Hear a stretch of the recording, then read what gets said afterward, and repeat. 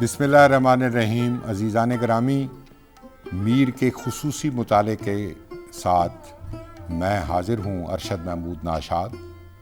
یہ course BS کا 9022 اس کا کوڈ ہے، اور مجھے یقین ہے کہ آپ لوگ بہت دلچسپی کے ساتھ اس کورس کا مطالعہ کر رہے ہوں گے، کیونکہ میر ہماری اردو شاعری کی آبرو ہیں اور ان کے اشعار قلب و نگاہ کی دنیا کو تبدیل کرتے ہیں۔ تو میر کے خصوصی مطالعات بہت سارے ہمارے ناقدین نے، محققین نے اور اہل علم نے پیش کیے ہیں۔ تو جہاں تک ممکن ہو آپ اچھی کتابوں کا مطالعہ کیجیے اور میر کے مختلف تصورات، ان کی شاعری کے مختلف رنگوں اور ان کے فن کی مختلف صورتوں سے آشنائی حاصل کیجیے۔ یہ آشنائی آپ کو میر فہمی میں مدد دے گی۔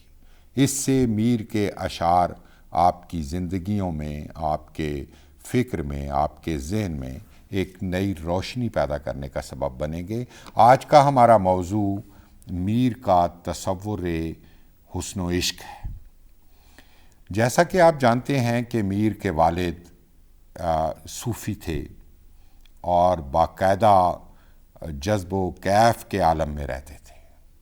انہوں نے ایک بار، میر نے اپنی خود نوشت میں یہ بات کوٹ کی ہے کہ والد نے ایک بار انہیں ہدایت کی کہ بیٹا عشق کرو، عشق کائنات پر متصرف ہے، عشق جلاتا بھی ہے اور جلا بھی بخشتا ہے، یعنی جلاتا بھی ہے اور جلا بھی بخشتا ہے، زندگی بھی دیتا ہے اور زندگی کا سوز بھی عشق کی وجہ سے ہے۔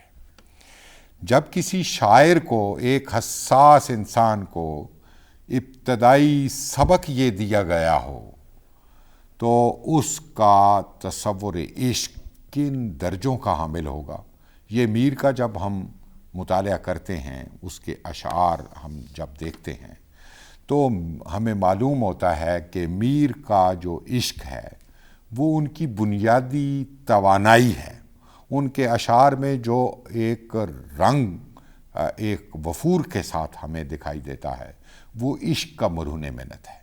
وہ عشق ہوس نہیں ہے، وہ لالچ نہیں ہے، وہ کسی ابتذالی جذبے سے نہیں پھوٹتا، بلکہ وہ تقویت اور جو صلابت ہے اس کا ایک نقش ہے، اور وہ جگہ جگہ انہوں نے عشق کو وہ ٹریبیوٹ پیش کیا ہے، وہ خراج پیش کیا ہے، جو ہمارے بہت کم شعراء کے ہاں، یعنی عشق کے موضوعات اور مضامین تو بالعموم زلف الرخ تک اور ہجر و وصال کی کیفیتوں تک ہمارے اکثر روایتی شاعروں کے ہاں بہت موجود ہیں، لیکن اس حسن کے تصور کو یا اس عشق کے تصور کو امتیازی رنگوں کے ساتھ جن شاعروں نے برتا وہ بہت کم ہیں، گنتی میں وہ آتے ہیں اور انگلیوں پر گنے جا سکتے ہیں۔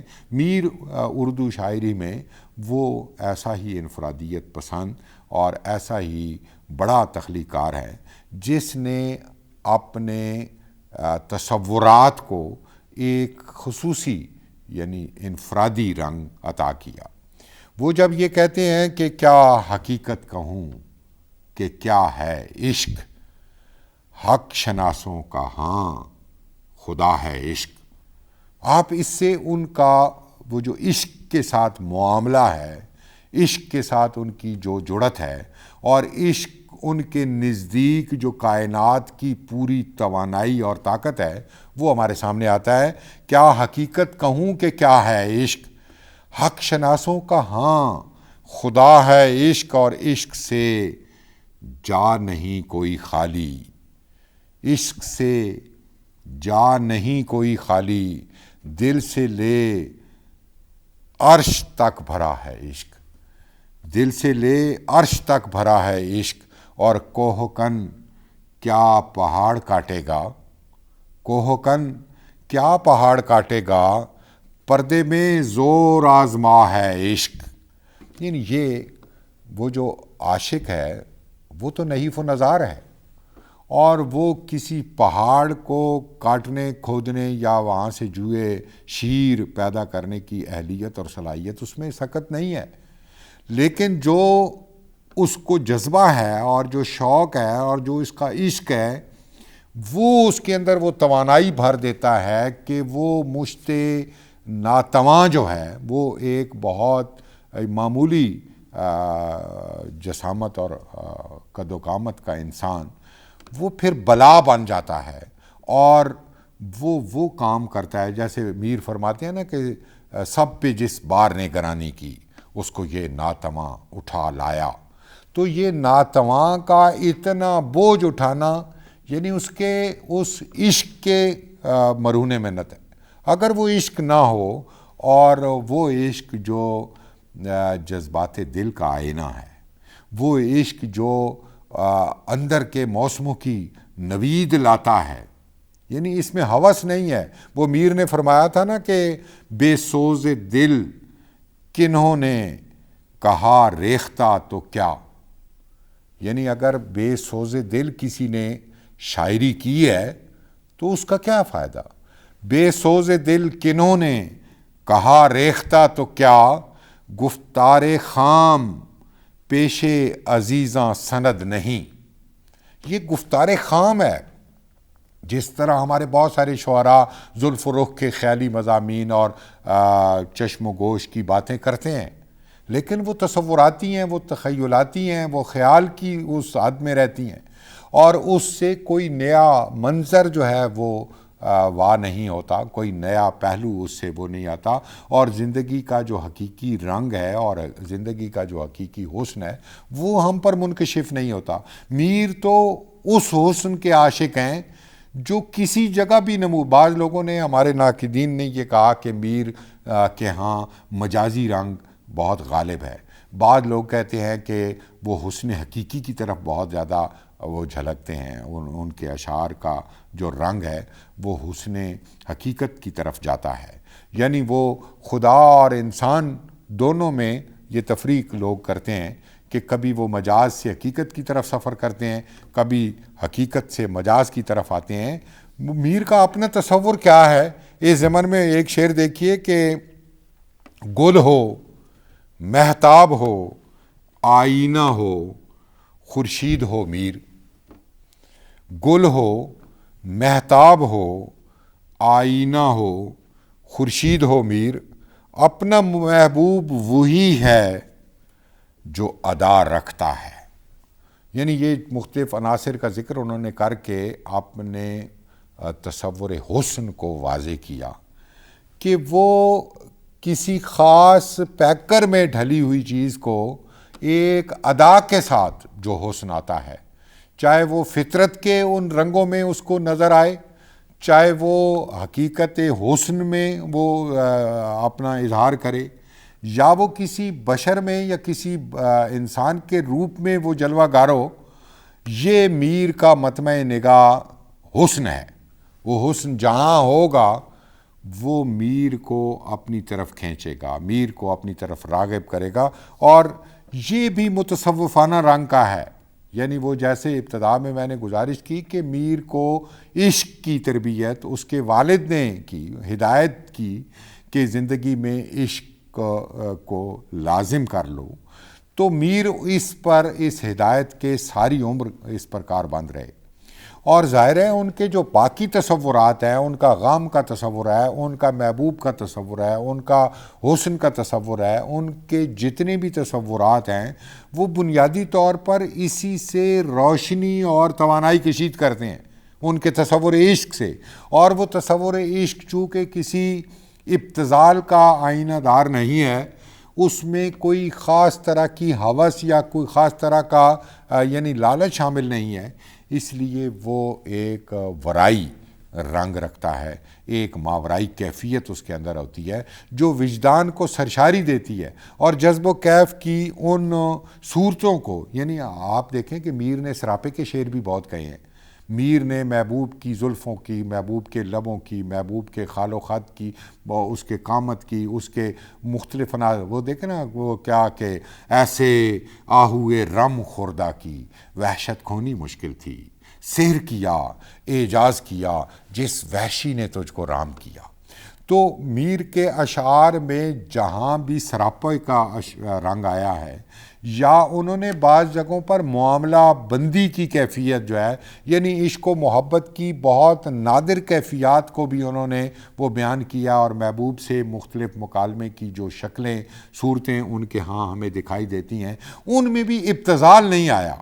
اور یہ کسی شاعر کا حسن و عشق کے موضوعات میں مبتذل پہلو سے بچ جانا، یہ اسی وقت ممکن ہے جب نگاہ کسی بلند مقصد پر ہو، نگاہ میں کوئی بلند تر ہدف ہو۔ اور اسی لیے وہ دیکھیں ایک جو میر کا جو وحدت الوجود اور وحدت الشہود کے رنگوں سے قصب فیض ہے، وہ ان کے صوفیانہ اس طرز کی غمازی کرتا ہے۔ وہ باقاعدہ صوفی نہیں ہیں، لیکن ان کا طرز زیست جو ہے وہ ایک خاص طرح کے جنون سے عبارت ہے، اور وہ جنون متصوفانہ رنگ کا ضرور حامل ہے، اور اس میں ایک فقیری کی خوشبو جو ہے وہ گندی ہوئی ہے۔ وہ جب کہتے ہیں کہ آدم خاکی سے عالم کو جلا ہے ورنہ، آدم خاکی سے عالم کو جلا ہے ورنہ، آئینہ تھا یہ ولے قابل دیدار نہ تھا۔ یعنی یہ کائنات موجود تھی، اس کے عناصر موجود تھے، لیکن اس کے اندر جو حسن ہے، اس کو جو دیکھنے والی آنکھ ہے، وہ آدم کی وجہ سے ہے، وہ مشت خاک کی وجہ سے ہوئی ہے۔ تو یہ جو انسان کا تصور ہے، یہ گویا ان کے محبوب کے تصور کے قریب جا پڑتا ہے۔ وہ انسان میں اور آدمی میں بہت فرق کرتے ہیں، اور آدمی کو معرفت کا وہ حاصل سمجھتے ہیں، اور جس پر ہمارے بعض شعراء نے کہا کہ وہ فرشتے سے بہتر ہے انسان ہونا، مگر اس میں پڑتی ہے محنت زیادہ۔ تو یہی تصور، یہ اعلیٰ ترین انسان کا جو تصور ہے، یہ میر کے ہاں ہمیں پورے رنگوں کے ساتھ دکھائی دیتا ہے۔ اور جہاں بھی حسن و عشق کی مصوری پر وہ آتے ہیں، تمثال کاری کا رنگ بھی دیدنی ہوتا ہے، اور ان اشعار کی نشتریت میں، ان کی تیزی اور براکی میں بہت اضافہ ہو جاتا ہے۔ تو میر کے تصور حسن و عشق کی بنیاد آفاقیت پر ہے، اور وہ متصوفانہ رنگ کے حامل ہیں، یعنی اس میں ہوس نہیں ہے، اس میں دنیا کا رنگ اور لالچ شامل نہیں ہے۔ وہ مبتذل موضوعات سے گریز کرتے ہیں۔ ان کے اشعار میں محبوب اپنے تمام تر رنگوں کے ساتھ جلوہ گر ہوتا ہے، لیکن کہیں بھی ذہن وہ بہت سطحی اور پستی کی طرف وہ نہیں آتا۔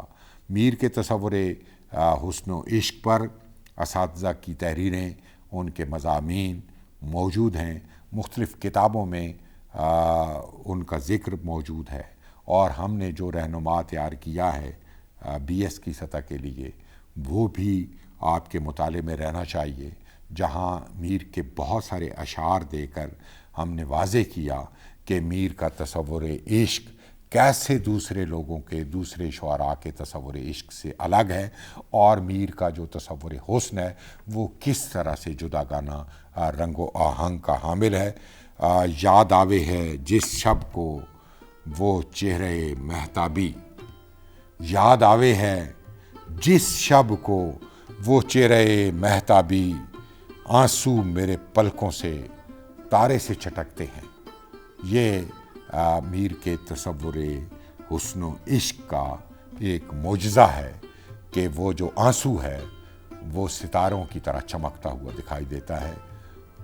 آپ کا بہت شکریہ۔